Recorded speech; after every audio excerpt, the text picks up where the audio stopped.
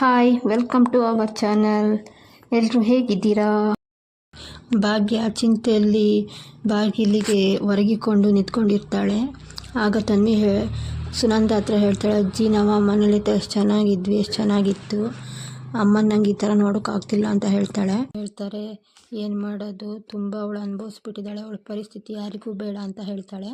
ಆಗ ತನ್ವಿ ಹೇಳ್ತಾಳೆ, ಇಲ್ಲ ಅಜ್ಜಿ ನನಗೆ ಅಮ್ಮನ ನೋಡೋಕ್ಕಾಗ್ತಿಲ್ಲ, ತುಂಬ ಬೇಜಾರಾಗುತ್ತೆ ಅವಳನ್ನು ನೋಡಿದ್ರೆ, ನಾವು ಮನೇಲಿರುವಾಗ ಚೆನ್ನಾಗಿತ್ತು ಅಂತ ಹೇಳ್ತಾಳೆ. ಅಷ್ಟೊತ್ತಿಗೆ ಭಾಗ್ಯನ ಫೋನಿಗೆ ಒಂದು ಫೋನ್ ಬರುತ್ತೆ. ತನ್ವಿ ಫೋನ್ ತಂದು ಭಾಗ್ಯನ ಹತ್ರ ಕೊಡ್ತಾಳೆ. ಭಾಗ್ಯ ಫೋನ್ ರಿಸೀವ್ ಮಾಡಿ ಮಾತಾಡ್ತಾಳೆ. ಆಗ ಅವರ ಮನೆ ಹತ್ರ ಇರೋ ಸರೋಜಮ್ಮನವ್ರು ಫೋನ್ ಮಾಡಿರ್ತಾರೆ. ಅವ್ರು ಹೇಳ್ತಾರೆ, ಭಾಗ್ಯ ನೀನು ಮನೆ ಬಿಟ್ಟು ಹೋಗಿದ್ದು ನಿನ್ನ ಗಂಡ ಇಲ್ಲ, ಅವ್ನು ಮಾಡಿದ್ದೆ ಸರಿ ಅಂತ ಮದುವೆ ಆಗಕ್ಕೆ ಹೊರಟಿದ್ದಾನೆ, ಪುರೋಹಿತರನ್ನೆಲ್ಲ ಕರ್ಕೊಬಂದಿದ್ದಾನೆ ಅಂತ ಹೇಳ್ತಾಳೆ. ಭಾಗ್ಯಂಗೆ ಸಿಟ್ಟು ತಡೆಯೋಕ್ಕಾಗದೆ ಸೀದಾ ರೂಮಿಗೆ ಬರ್ತಾಳೆ. ಪೂಜಾ ಸುಂದ್ರಿನ ಕರೆದು ಆದಷ್ಟು ಬೇಗ ಅಪ್ಪ ಅಂದರೆ ಅತ್ತೆ ಮಾವನ ಬಟ್ಟೆ ಪ್ಯಾಕ್ ಮಾಡೋಕ್ಕೆ ಹೇಳ್ತಾರೆ, ಮಕ್ಕಳು ಬಟ್ಟೆನೂ ಪ್ಯಾಕ್ ಮಾಡೋಕ್ಕೆ ಹೇಳ್ತಾಳೆ. ಆಗ ಸುನಂದ ಕೇಳ್ತಾಳೆ, ಯಾರ್ದು ಫೋನ್ ಬಂದಿದ್ದು, ಯಾಕೆ ಹೀಗೆ ಆಡ್ತಿದ್ಯಾ, ಯಾಕೆ ಬಟ್ಟೆ ಪ್ಯಾಕ್ ಮಾಡಬೇಕು ಅಂತ ಕೇಳ್ತಾಳೆ.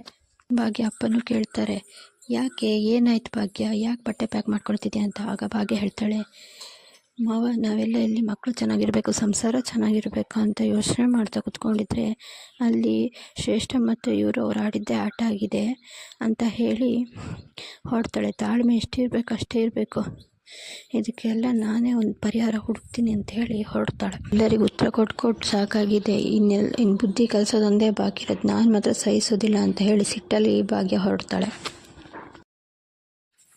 ಈ ಕಡೆ ಭಾಗ್ಯ ಹೋಗ್ತಾಳೆ. ಆ ನಂತರ ಬಂದು ತನ್ವಿ ಮತ್ತು ಪೂಜಾ ಒಳಗಡೆ ಜೋರಾಗಿ ಕುಣಿತಾ ಇರ್ತಾರೆ. ಆಗ ಎಲ್ಲ ಬಂದು ಕೇಳ್ತಾರೆ, ಯಾಕೆ ಏನಾಯ್ತು, ದಿನ ಖುಷಿಯಿಂದ ಇದ್ದೀರಾ ಅಂತ ನಮಗೂ ಹೇಳಿ ಅಂತಾರೆ. ಆಗ ತನ್ವಿ ಹೇಳ್ತಾಳೆ, ನಾವೆಲ್ಲರೂ ಮನೆ ಹೋಗ್ತಿದ್ವಿ ಅಂತಾಳೆ. ಆಗ ಕುಸುಮ ಹೇಳ್ತಾಳೆ, ಏನು ಮಾತಾಡ್ತಿದ್ಯಾ ತನ್ವಿ ಕೇಳ್ತಾಳೆ. ಆಗ ಪೂಜಾ, ಹೌದತ್ತೆ ಭಾಗ್ಯಕ್ಕ ಫೋನ್ ಮಾಡಿದ್ಲು, ಎಲ್ಲರೂ ಮನೆ ಕರ್ಕೊಬರಕ್ಕೆ ಹೇಳಿದ್ದಾಳೆ ಅಂತ ಹೇಳ್ತಾಳೆ. ಈ ಕಡೆ ತಾಂಡವ್ ಮದುವೆ ರೆಡಿ ಆಗ್ತಾ ಮದುವೆ ಒಂದಾಗಲಿ ಭಾಗ್ಯಂಗೆ ಬೀದಿಗೆ ತರ್ತೀನಿ ಅಂತ ಸಿಟ್ಟೆಲ್ಲ ಅಂದ್ಕೊಳ್ತಾ ಇರ್ತಾನೆ. ಆಮೇಲೆ ಮತ್ತೆ ಹಾಲಿಗೆ ಬಂದು ಪೂಜೆ ಕೂತ್ಕೊತಾನೆ. ಅಷ್ಟೊತ್ತಿಗೆ ಶ್ರೇಷ್ಠನ ಬರ್ತಾಳೆ. ಇಬ್ಬರು ಹಸೆ ಮನೆ ಮೇಲೆ ಕೂತ್ಕೊಳ್ತಾರೆ. ಆಗ ಪುರೋಹಿತರು ಕೇಳ್ತಾರೆ, ಅಪ್ಪ ಅಮ್ಮ ಬಂದಿಲ್ವಾ ಕೇಳ್ತಾರೆ. ಅಪ್ಪ ಅಮ್ಮ ಯಾರೂ ಬಂದಿಲ್ಲ, ಇವನಿಗೂ ನಾನು ನನಗೆ ಇವನು ಸಾಕಲ್ವಾ ಪುರೋಹಿತರು ಮದುವೆಗೆ, ಮತ್ತಿನ್ಯಾರು ಬೇಕು ಅಂತೇಳಿ. ಆಮೇಲೆ ಎಲ್ಲ ಆದಮೇಲೆ ಶ್ರೇಷ್ಠಂಗೆ ಈ ಸ್ಥಿತಿಗೆ ಬರೋ ಅಷ್ಟು ನಾನು ಇಷ್ಟು ಕಷ್ಟಪಟ್ಟಿದ್ದೀವಲ್ವ ತಾಂಡವ ಅಂಥೇಳಿ ಹಳೇದಾಗಿದ್ದೆಲ್ಲ ನೆನೆಸ್ಕೊಂಡು ಅಳ್ತಾಳೆ. ತಾಂಡವ ಹೇಳ್ತಾನೆ, ನೀನು ಇವತ್ತು ಅಳಬಾರ್ದು ಶ್ರೇಷ್ಠ, ಇವತ್ತು ನಮಗೆ ಹ್ಯಾಪಿ ಡೇ, ಇವತ್ತು ನಾವು ಮದುವೆ ಆಗಿದ್ದಿನ, ನೀನು ಖುಷಿಯಾಗಿರೋ ಅಂತ ಹೇಳ್ತಾನೆ. ಇನ್ನೇನು ಪುರೋಹಿತರು ತಾಳಿ ಕೊಟ್ಟು ಶ್ರೇಷ್ಠಂಗೆ ತಾಳಿ ಕಟ್ಟಕ್ಕಂತ ರೆಡಿ ಆಗ್ತಾನೆ ತಾಂಡವ್.